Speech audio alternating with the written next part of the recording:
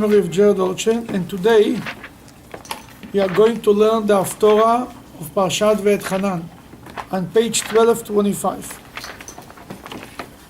From today, 1225 in this book. From today until Rosh Hashanah, we have 7 Saturdays,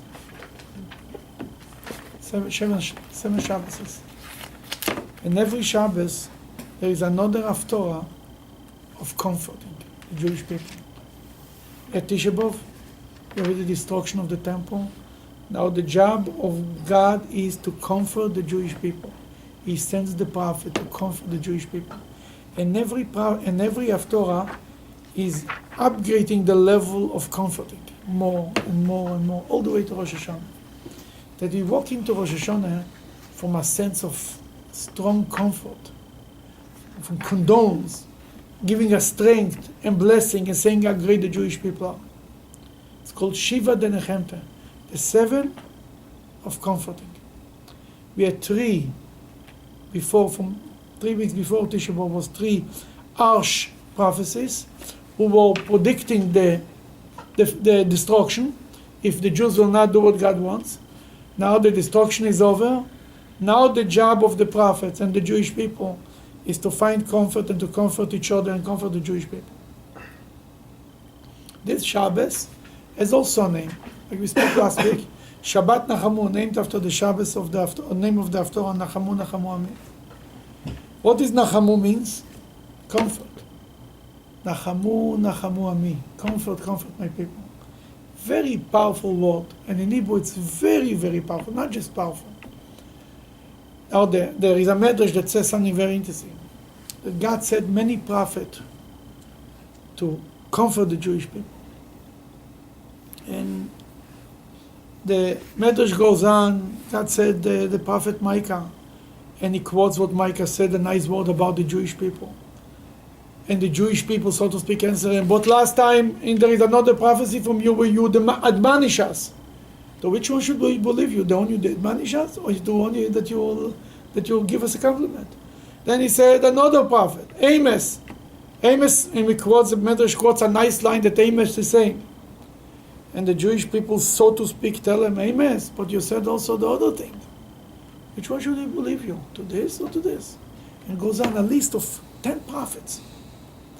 Finally, God tells Isaiah, let's go to Nachamu Nachamu Imi. Ami. Ami literally means comfort my people. But if you take the word Ami and you put under the ayin a different dot, a chirik, instead of a patach, instead of Ami, it's Imi. What the meaning Imi means? With me. Nachamu Nachamu Imi. Come, it tells the prophets, come with me, we will comfort the Jewish people. Not you on your own. I will come with you to comfort the Jewish people. Will we see a similar thing in the Torah? That God says, don't go, come with me. Moses. Where? To Pharaoh. Very good. Where? Yes. In Bo. Bo. God tells Moses, Bo el Paro. The commentary say it's not written Lech el Paro, go to Pharaoh. It's written Bo. Bo means come to Pharaoh. Come with me to Pharaoh. Same thing here is here. That God tells the prophet, and also Nachamu is plural. Nachem means you give comfort. Nachamu means we will comfort. Many will comfort. He tells all the prophets, come with me, we'll comfort the Jewish people. Together we will comfort the Jewish people. This idea that Ami becomes Imi is also in the Torah. There is written in the Torah, in Parshat Mishpatim, I think, Im kesef talve et Ami. If you will lend money to my people. There is a verse. Then the Medrash says, I heard it from the Rebbe many times, Im kesef talve, if you lend money to another Jew, at Imi, you are with me, not Ami, but Imi, the same changing of the vowels. You are with me. Here again, the prophet tells God, God tells the prophet, come with me. Together we'll comfort the Jewish people. And that's what he says. Read the first line at least. Comfort, comfort my people, says your God. Bid Jerusalem take heart and proclaim to her that her warfare is ended, that her iniquity is pardoned, for she has received from God's hand double for all her sins. Okay, let's stop right here. In Hebrew, these words are so much more powerful. Dabru alev Yerushalayim. Speak on the heart of Jerusalem. Who is Jerusalem? Jerusalem is a city. The city has a heart. Then there is an old saying about the Kotel, the Western Wall. There is people with a heart from stone, and there is stone with a heart of people. Go to the Kotel, you cry, God listens to your prayers. The wall takes your tears. Dabru alev Yerushalayim, obviously, it's not just a place. It's not a geographic place. Who is Yerushalayim? Who is Jerusalem? Jewish people? The Jewish people. In every one of us, there is a Zion and a Jerusalem. It means the heart of the Jew, the soul of the Jewish people. Yerushalayim is a combination of two words. Yira Shalem, a complete fear of God. It means to say Jewish people who have the fear and the awe of God. Speak on the heart of Jerusalem. Speak on the heart of the Jewish people who are exiled from Jerusalem. Comfort them. The Jewish people are now exiled. They're in exile. They're in Babylon. They're in Rome. They're in New Zealand. They're in Solomon, Ohio.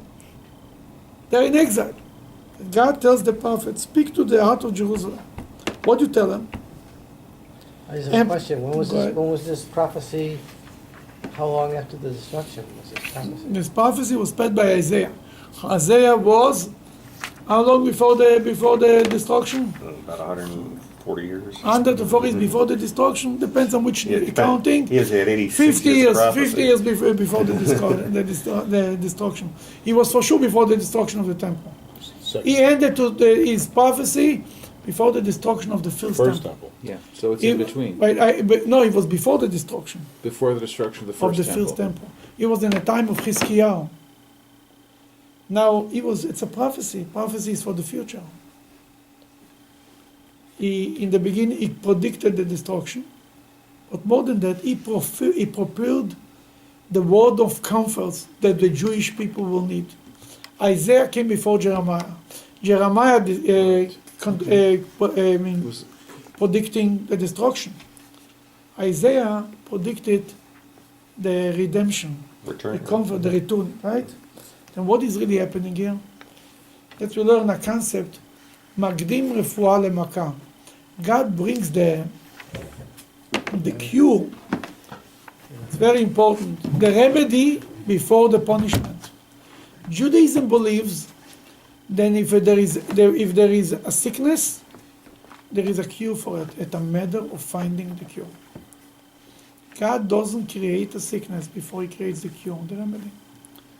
Just we need to be lucky enough to find it. God created repentance before sin, right? And Very repentantly. Yeah. The same thing he sent Isaiah before Jeremiah. Then this Haftorah is speaking about the future, not about that David Jeremiah. That's why the prophet was so hard to understand what he's talking about. Can you imagine you hear a prophecy like this 50 years or who knows how much before the destruction of the first temple? Look at them like, from where are you falling off? Even that, then in the time of Chizkiyahu, Jerusalem was a small place and was not much to be excited about. But still the temple was not destroyed. What is he saying in the prophecy? That Jerusalem, the Jewish people already paid off the suffering, for she has received from God a double for all her sins. She got a double portion, much more. Maybe much more because it was sometimes in a small time. God, for example, predicted that the Jewish people will be 400 years in exile, right? He told Abraham, your children will be 400 years in exile. How long they were in reality? 210. And one of the explanations, they suffered in 210, what can be in 400. Double. God doubled up and made it in 200 years instead of 400 years. The same thing is here. He says you got a double portion and you're done. And because he got double of suffering, we are being comforted in a double language. Nachamu, Nachamu, twice. So why did we get punished double? What's the theory behind that? I mean, To make it for faster. I understand that's one theory. That's one explanation. One explanation, but why being punished more than we deserve in that sense? Who says it's more than we deserve? Double doesn't mean more than we deserve. Other commentators have said at least that It's more? Double means more than we deserve. Then why? I mean, maybe that, it's written one of the explanation. And Pharaoh, why Pharaoh was punished? He did what Hashem told him, because he did more than Hashem wanted. God said a little bit, and they did more. Mm-hmm. It could be that's the explanation. The enemies were enthusiastic more than they were supposed to. That's why they went beyond what they wanted to. That's why they were punished later. Mm-hmm. Why the Jewish people got double if they don't deserve it? The only explanation that I can tell you is what I saw. God allowed so much, and they went further. But I wanted to say why the Jewish people get it, because God wanted to make it faster. Did we get a credit, so to speak, since we got punished double? That we got a credit for the future? No, we get the redemption faster. Mm-hmm. As I said, instead of 400 years basically it's kind of asking the Jewish people, you want to sit 400 years in exile? Or suffering more in 210 years to go out? Most of the Jews would say, do it faster and let's get out. That's what it is. Then it's not necessarily more, just double up on the same punishment. Yeah, but after that reading of Lamentations, you'd think that the punishment would be over in a day. It was. It was? They built a second temple. Lamentation was by the destruction of the first temple, right? 70 years later, they built the second temple. They had another 420 years with the temple. Was it all good years? Yeah. But God is trying to give the Jewish people another chance and another chance and another chance. But I agree with you that we got too much suffering, and all suffering should end. I'm on your side, not on God's side.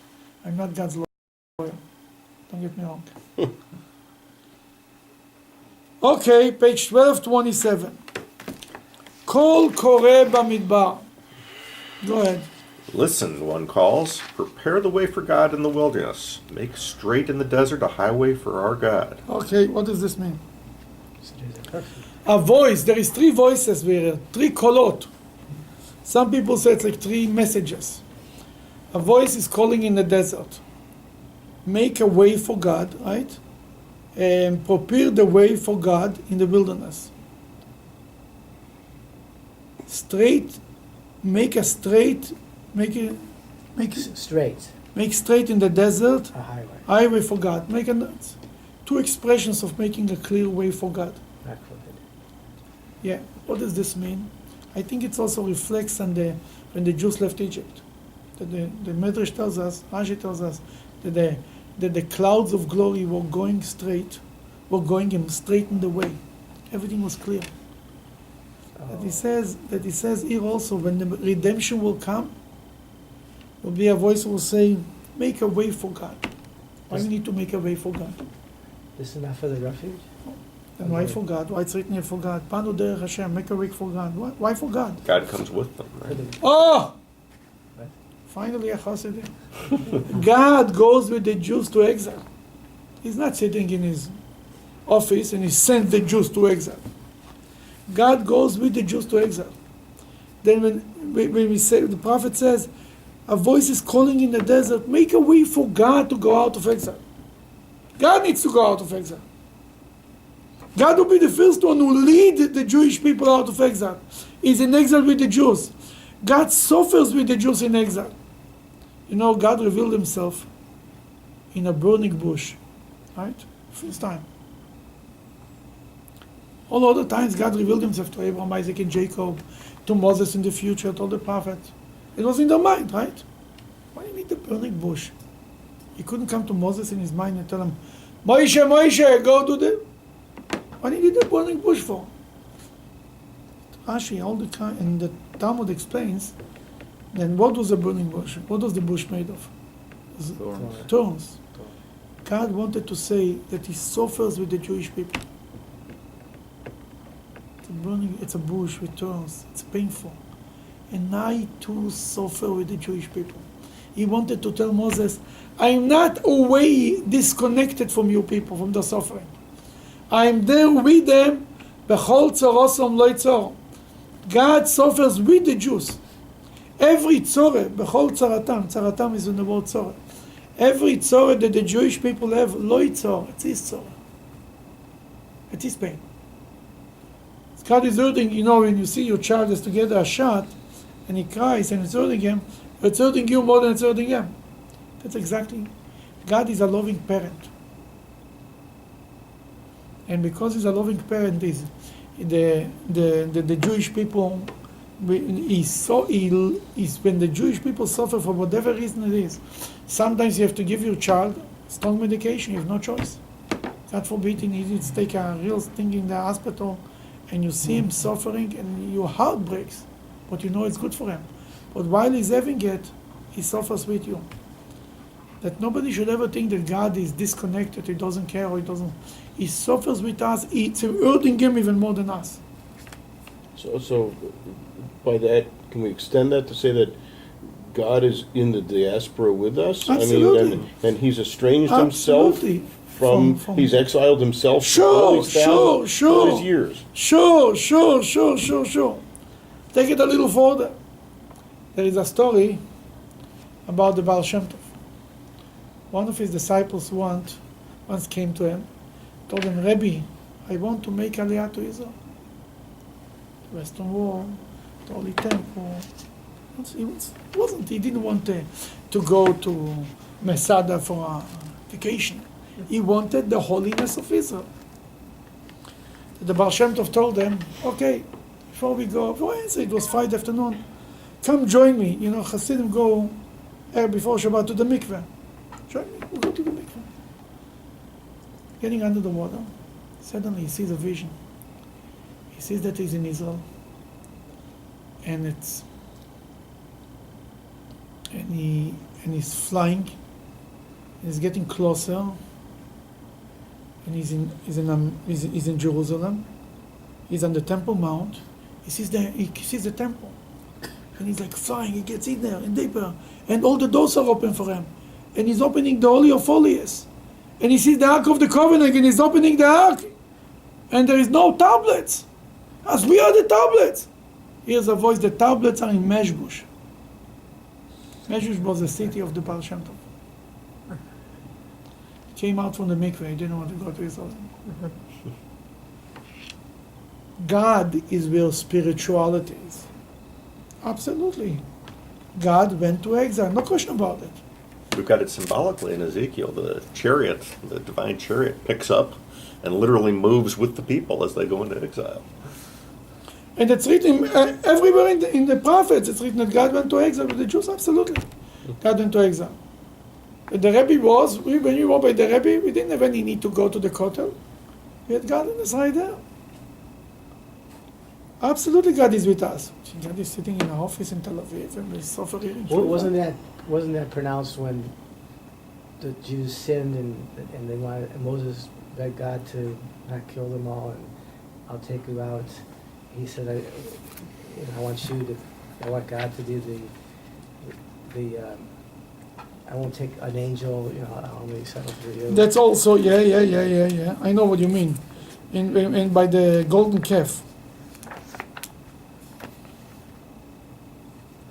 So how does, if God is in exile with us and there are no more prophets, what enables us, what gives us direction of how to get out of that exile?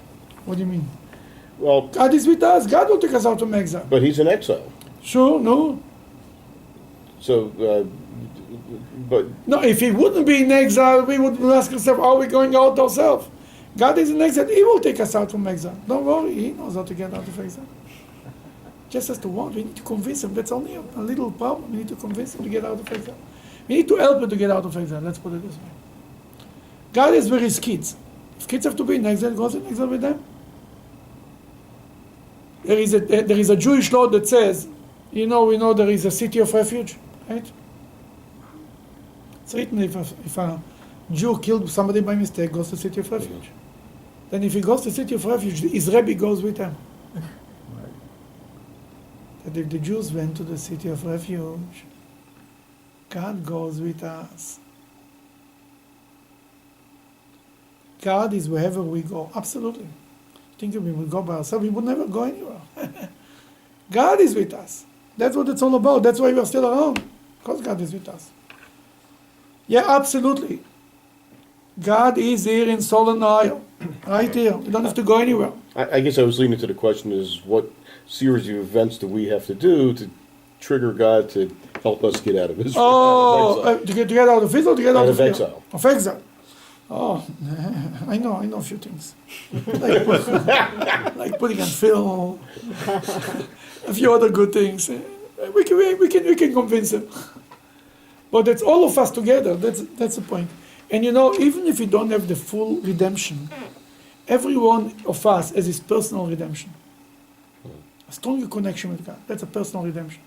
Then it doesn't mean if I did a mitzvah, if I didn't bring the whole Jewish people to Jerusalem, I did nothing. I myself experiencing a level of redemption.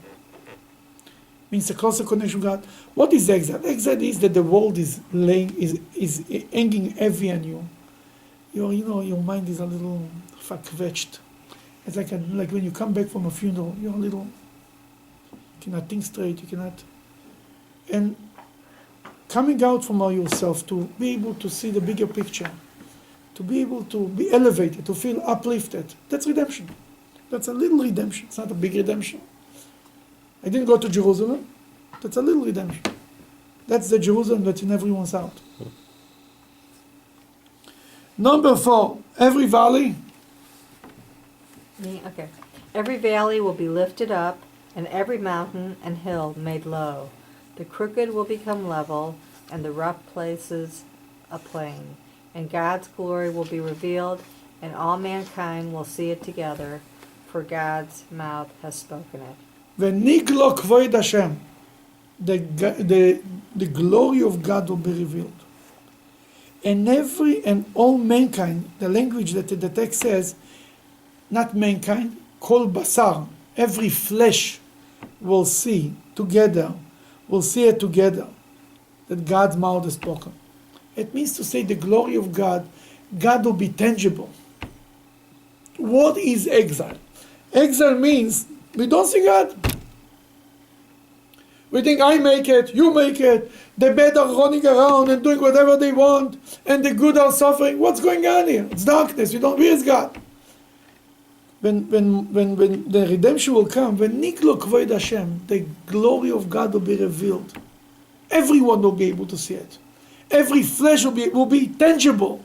Will not need somebody to prove that there is a God. Will not have a discussion. Is there is a God? There is no God. What is redemption? People say, how we know if Mashiach came or not? If I need to convince you that Mashiach came, that's problems. You understand? If I need to tell you that Mashiach came, then Mashiach didn't come. Mashiach is something that everybody will know. Everybody will feel one way or another. How exactly does it make a difference? Miracles, not miracles. Everyone will be sure that, like there is day outside, it will be clear that Mashiach came. That when Niklo Kvoid Hashem, the glory of God will be revealed. Is most of Isaiah the only prophet that speaks this way? Like the Mashiach, about the. He's for sure one of the big ones. Yeah. 40 on though. Yeah, he's very. 40 on. 40 on. Yes, it's true. The From chapter 40 chapter and on. 40 on. Before that, it's it's a whole different story. Well, yes. chapter 11, we got Mashiach stuff too. Yeah, but in general, it's right. Yeah. Chapter 2 as well. Yeah. What you wanted to say? I just had a question about this. So the Shekhinah will be visible to people. Yes. How do we reconcile that with you cannot see my face and still live with Moses, but you can It's see not a my back? contradiction. Yeah, go put it on 1 point lower. Okay. It's You can not see a my back, you contradiction. can see No, my yeah, face. yeah, yeah. How do we understand It's not that, a problem. It's not a problem at all. The Shekhinah will be visible doesn't mean that we will see something physical. Mm-hmm. It means we will see will be an awareness of God. That's what it means. like somebody is in the room. How it could be with miracles. You know, when Entebbe took place, the raid in Entebbe, the Rebbe said that from time to time God reveals his hand. And you see, God, that's the Jewish people, the Israel was so successful. It's beyond anything. Then 39 missiles in the Persian Gulf War fell in Tel Aviv and nobody was killed. That was an open miracle. In that days in Israel, the glory of God was revealed. That was going on there. Anybody who was not covering his face with a sack, saw God. God can never take away from us our evil inclination, our choice. Even when God reveals himself, you have to choose to see God. Look, there was 10 plagues, right? Pharaoh saw God. He said that he had started to admit by the 4th and 5th and 6th that's the end of God, right? Still was stubborn. What I mean to say is, God from time to time reveals his power, and on the Hudson River the plane landed and nobody was scratched. Mm-hmm.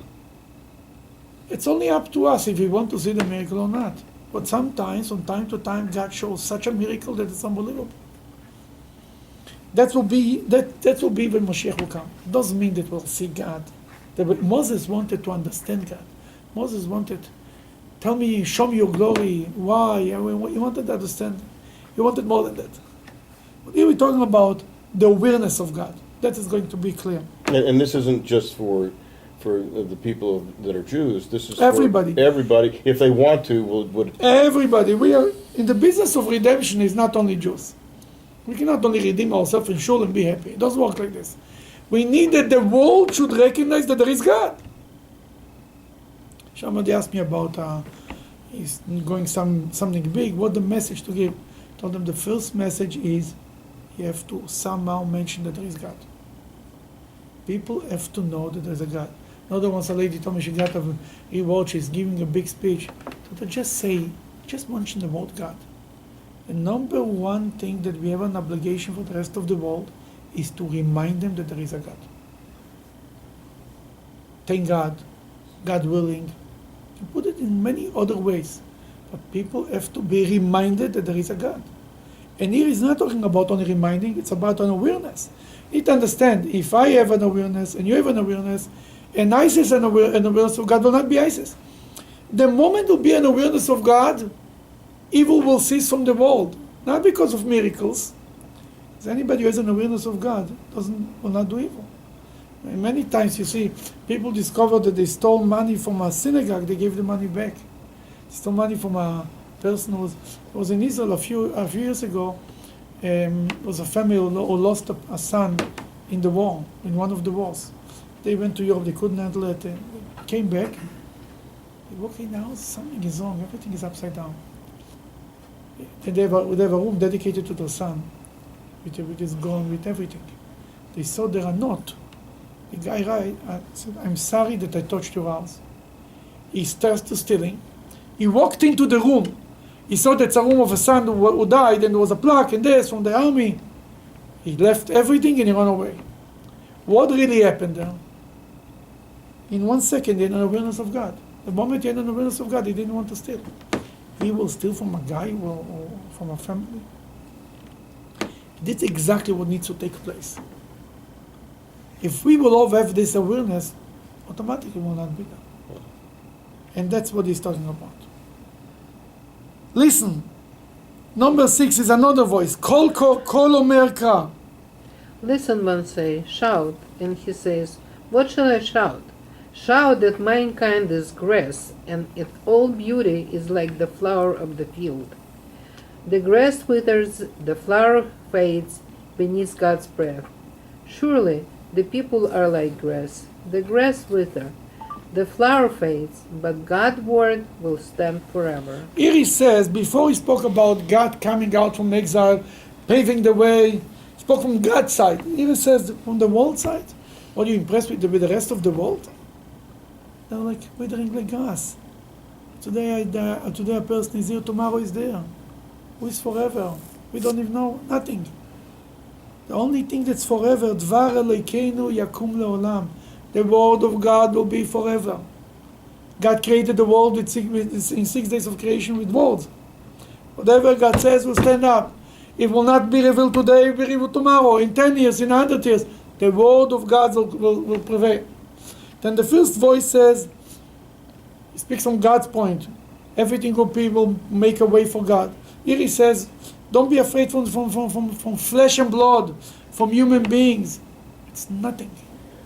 They wither like flower. I mean, so many times there were things that the world was scared. Oh, if Israel will not do this, the world is coming to an end. Who knows what's going to happen? And then in one day, I remember before the Russian immigrants, a big wave of Russian immigrants came to Israel, they said we have to give back the land and make two-state solution because the demographics will be more Arabs than Jews. And God opens the doors of gates of the former Soviet Union. 1 million Jews showed up. In 1 minute, everything changed. But all the talks forever were worth nothing. For years, people said, give back the Golan Heights because this will bring peace with Syria. No, nobody even dreams to even, nobody wants even to be reminded that he was one of the guys who advised it. ISIS is there. Can you imagine if he would have? And so on and on. What does this mean? We think the world is coming to an end. Oh, yo.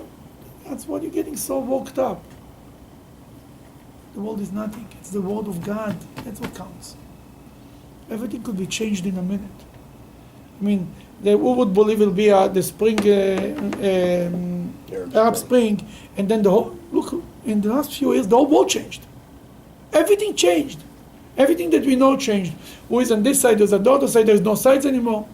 What I mean to say is that's what he's really saying. Nothing to be afraid of the world, of reality, of the physical world. Number 9, the third voice. Climb up on the high mountain, O Zion's heralds of good news. Lift up your voices with strength, O Jerusalem's heralds of good news. Lift them up, don't be afraid. Say to the cities of Judah, behold your God. He says, don't be afraid, stand up in front, on top of Jerusalem, on the big mountain, and bring the good news. Here is your God. Continue. Number 10. Behold, God, the Lord, is coming with might. His arm will rule for him. See, his reward is with him, and his compensation before him. Like a shepherd, he will feed his flock. He will gather the lambs in his arms and carry them in his bosom, gently leading those with young. Oh, here is a very powerful line, like a shepherd. Why is God compared to a shepherd? What is special about a shepherd? Not like a leader, shepherd. Moses is compared to a shepherd, right? Why a shepherd? Shepherd is one who takes care of his Flock. food, his family, his It's people. flocks. A shepherd physically Right. is flocks. Why is a shepherd more than a leader?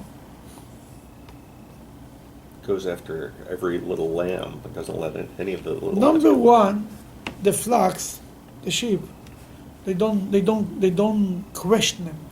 They don't ask him, "Hey, we are going to take us, who will take us?" They go. Shepherd says, go, everybody goes. The sheep have 100% trust in the shepherd. Not 99, 100. A leader, says he knows what he's talking about, everyone is a chochem. A shepherd means that he takes care of them 100%. That they have trust in the shepherd, 1,000,000%, not 99. And therefore, when is God a shepherd? When we have trust in him like a shepherd. Top 23. He's not a David, Hashem Rohi, God is my shepherd. Why we say this prayer? It's not God is my trust, there is many other expressions about God. Why this is so powerful? Hashem Ro'i lo yachsar. If God is my shepherd, I should lack nothing. Because he's my shepherd, then I will lack nothing. Because the shepherd will take care of completely. Then it's like this. If I think that I'm a chochem, then God is also treating me like a chochem. You're a chochem. You're on your own, mister. Fine. It's like this. When you're a little child, your parents take care of you. The moment you start to say, I think this one, if father says, you think different, fine. Go rent your own apartment. Support yourself, and then you can think whatever you want. You don't need me. Fine, good. I'm very honored that you grew up. Take care of yourself. That an adult child has to take care of himself. Cannot be expected to take care of his parents. If you're a child, your parents take care of you. The question is, what type of relationship you want to have with God? If we are children, and we don't question them, He takes care of us completely. Oh, we are adults, or we are chochems, fine. You have questions, you have opinions, fine.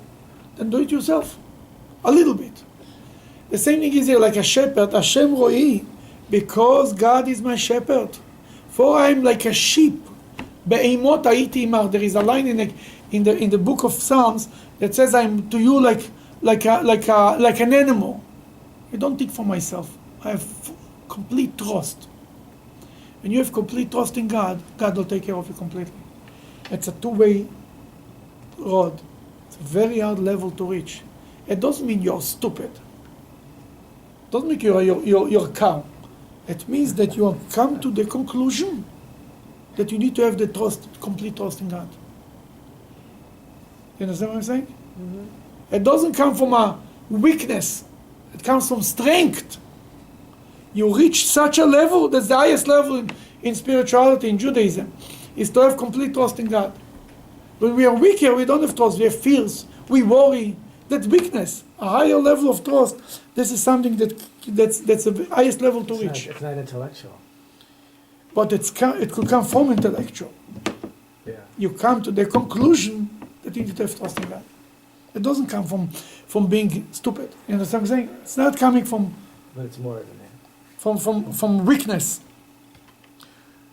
That he says like a shepherd, if he will feed his flocks, he will gather the lamb in his arms, he carries them, carrying them in his bosom, gently leading those with young. Means to say the one who are what means leading those with young?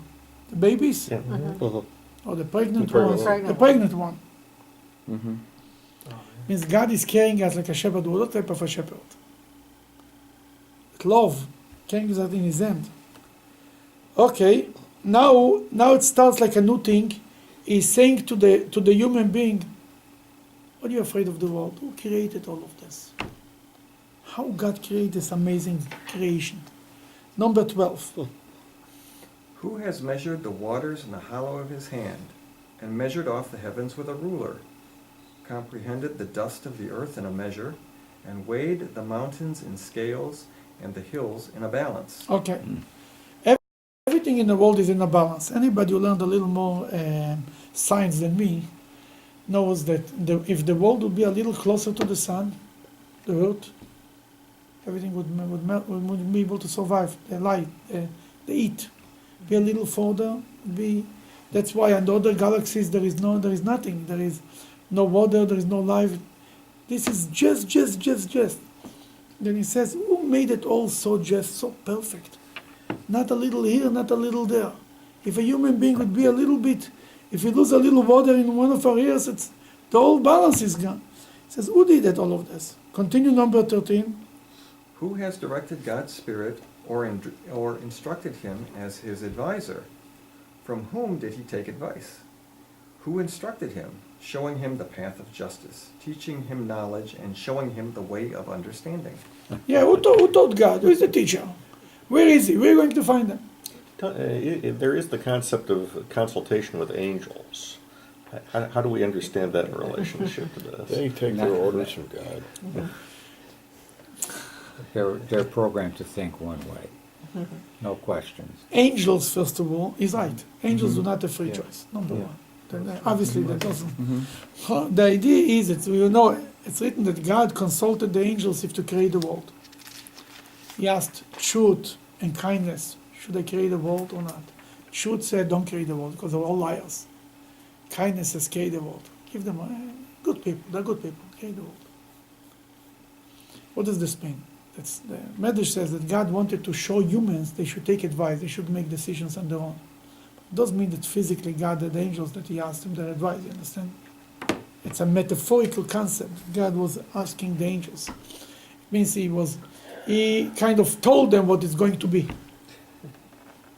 He was balancing out in his own. But he didn't ask Gabriel, what do you think of Gabriel? Or Michael? But go ahead, continue. Behold, the nations are like a drop in a bucket, dust on the scales. Behold, the isles are like fine dust. Behold, the nations of the world are a drop in a bucket. Nothing. Dust on the scales. Like dust and scale. Clean up the dust of the scale. Like the dust doesn't make the scale.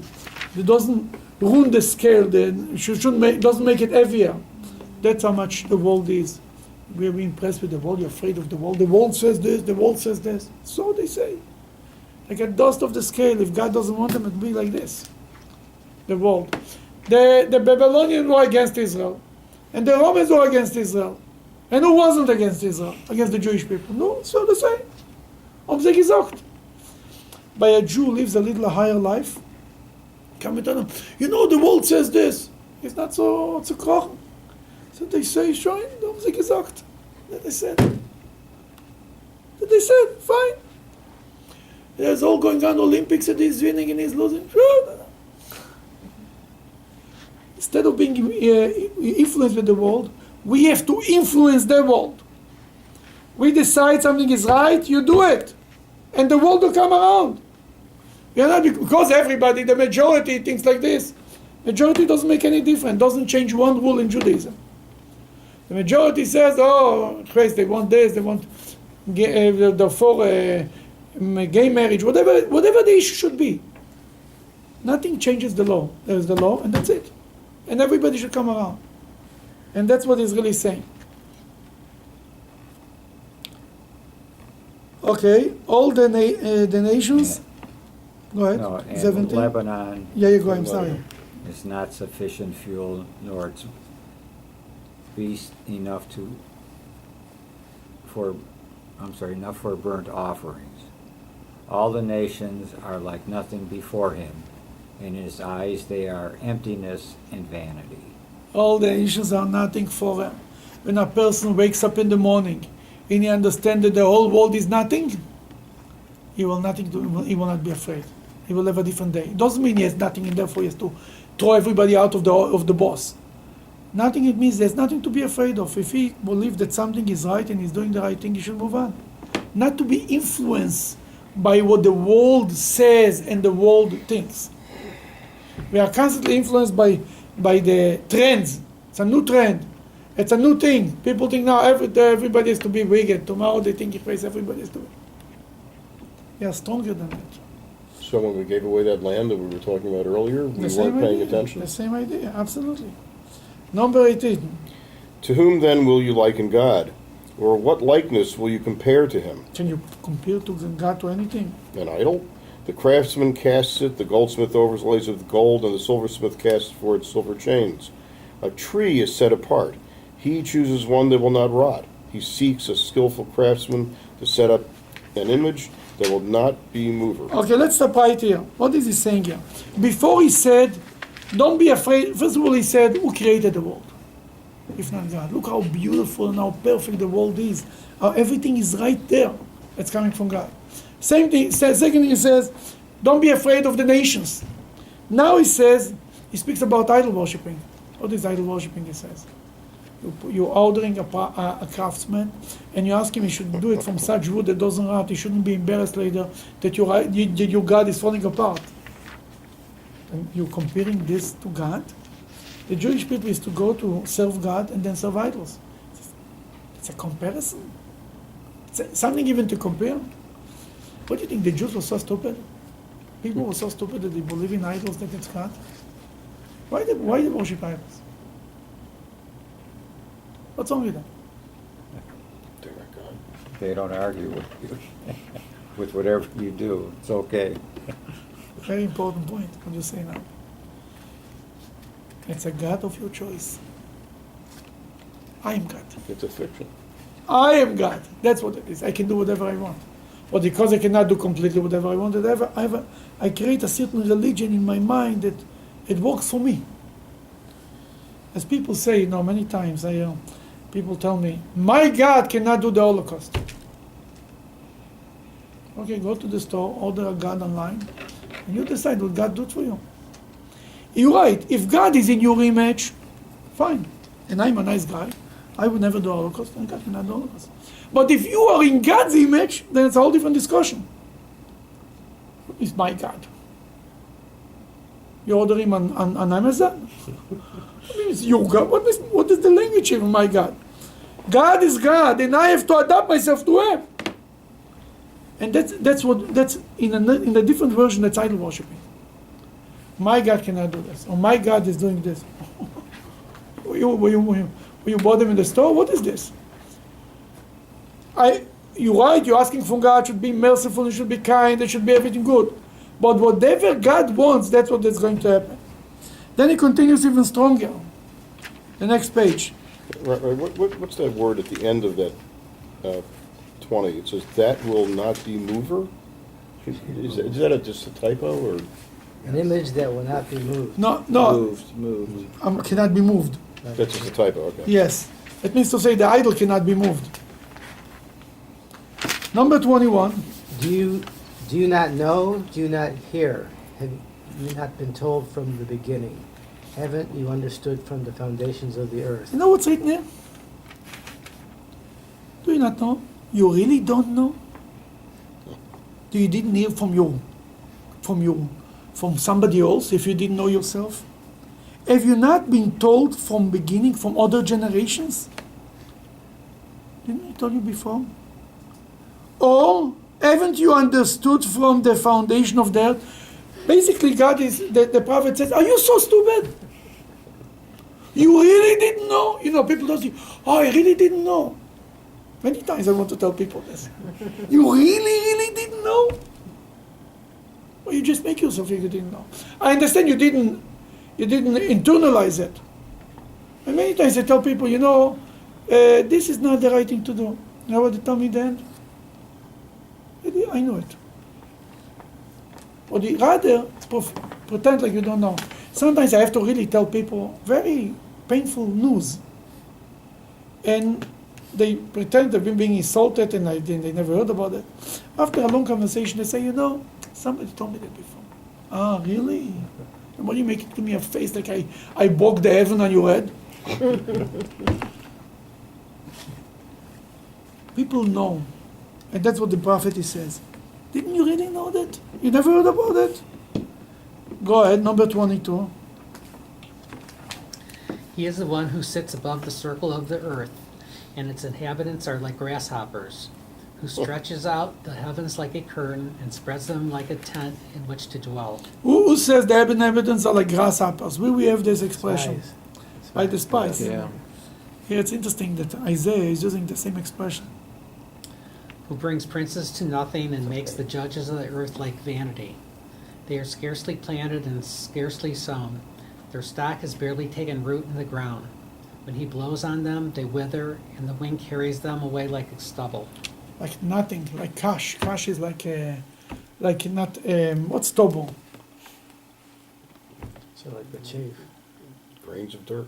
Stubble, like cut your beard. Not much Yeah. left, yeah. It's just over Yeah. here. Yeah. Very little. That's not exactly the translation in Hebrew, I think. Okay, kash, and kash is Chaff, maybe? No, when what do you put on to grow grass? What do you put on the floor? Sod. Sod. What? Yeah, Hay. that's what. Okay. Hay, Yeah. exactly. That's kash. It flies. You put the sod, and then the wind comes and flows. Everything Is that flows the away. part that separates from the wheat, the chaff? No. Or no? No, You said hay. Hay. Hay. You're trying to That's grow what it grass. You put it- exactly. Yes, put hay. Hay. That's what kash is. Okay. To whom then will you liken me, that I should be like him, says the Holy One? And meet the universe. Who can I be compared to? Nothing.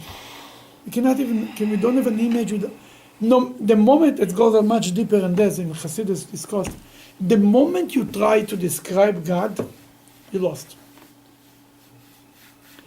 The moment you say God is, there is in the spiritual world, in Kabbalah speaks about 4 levels: Atzilut, Bria, Yetzira, Asiya. The translation for it is Atzilus means what? How you translate Atzilus? Emanation. Emanation. Yeah. Bria means creation. Creation. Formation. Yetzira is formation, and Asiya is action. Action. Then there is many levels. That's in Kabbalah. Atziles is emanation, means it's so close to God, it's like a part of God. And the story goes, there used to be a teacher of Hasidus, a mentor in the yeshiva in Israel, many years ago. He used to go into the, in the yeshiva there is a hall, people learn Torah together, the boys learning. He used to come in, he used to ask the boys, what is Atziles? Explain me, what is emanation? What is exactly the word? And everybody tried to explain them, is to say, it's not this. 30, 40 boys standing around him, and whatever they offer, no. Finally, he used to tell them, okay, Rebbe, tell us what Atziles. He used to say, Atziles! He used to leave. He wanted to tell them, the moment you open your mouth, you're already wounded. There are certain things, for example, I love my child. Why you love him? Because he's cute. And if he wouldn't be cute? You love him anyhow. Because he's tall, and if he be short? Because he's smart, and if he be stupid? The moment you start to give an explanation why you love your child, you ruined it. You cheapened it. To explain God, by process, God you only understand by process of elimination is even more than that, and more than that, and not even this, and not even this. That's what says, I cannot compare it. Now comes to the most important line. Go ahead. Lift up your eyes on high and see. Who created these?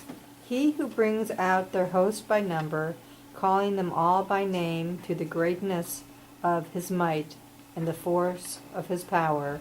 No one is missing. Wow, not one is missing. Oh, yeah. sorry. Not one is missing. The first word is lift up your eyes and see who created this.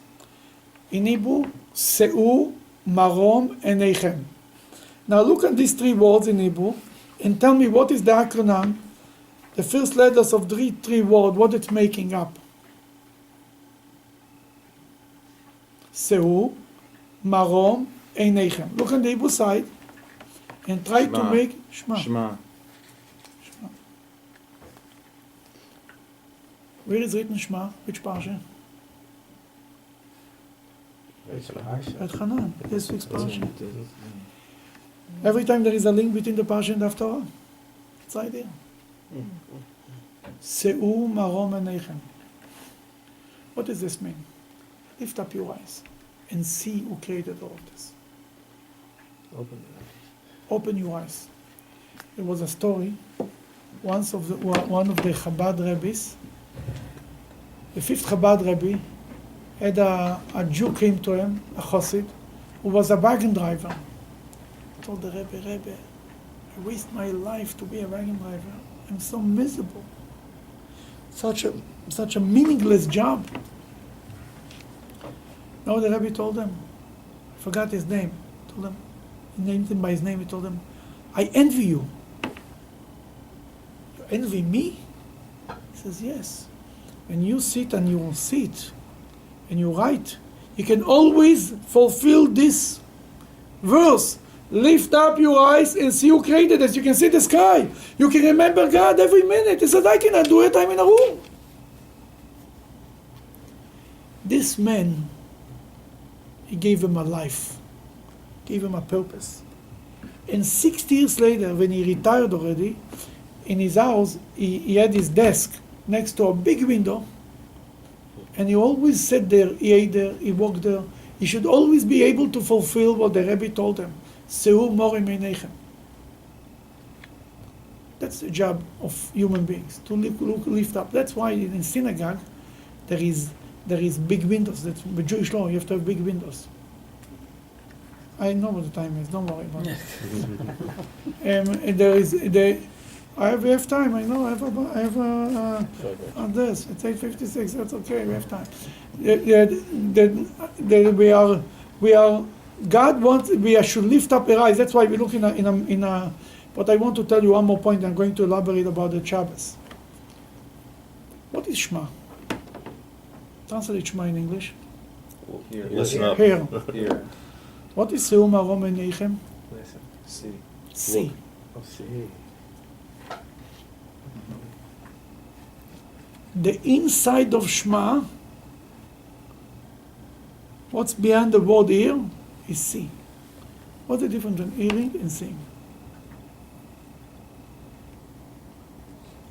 Know the expression seeing is believing?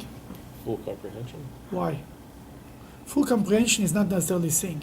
I can see things that I don't understand. I can hear things that I understand much better. Actually, there is where the two sides go. You hear something, I can give an explanation. Somebody give me a good explanation, describe me a picture good, I can explain it very well.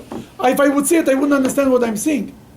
But where is a more sureness? Where I'm more sure about it? See. Absolute. When you see it. When I sing, that there is hearing and there is seeing. I start my life, Shema, Hear, O Israel. The journey is that in the Shema, dig a little deeper. What's the acronym? Se'u marom einechem. You should see God, not just hear God. In Reuven and Shimon, Reuven means what? Reu, see. Shimon, Shema, hear. Seeing and hearing. In the Talmud, many paragraphs starts with the word Toshma, come and see, come and hear. In the Zohar, it's Tochazi, come and see. The Talmud we understand better, but it's only hearing. The Zohar we understand less, but it's seeing. You know what we want from Jews?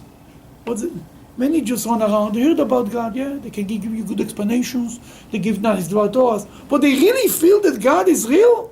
It's real?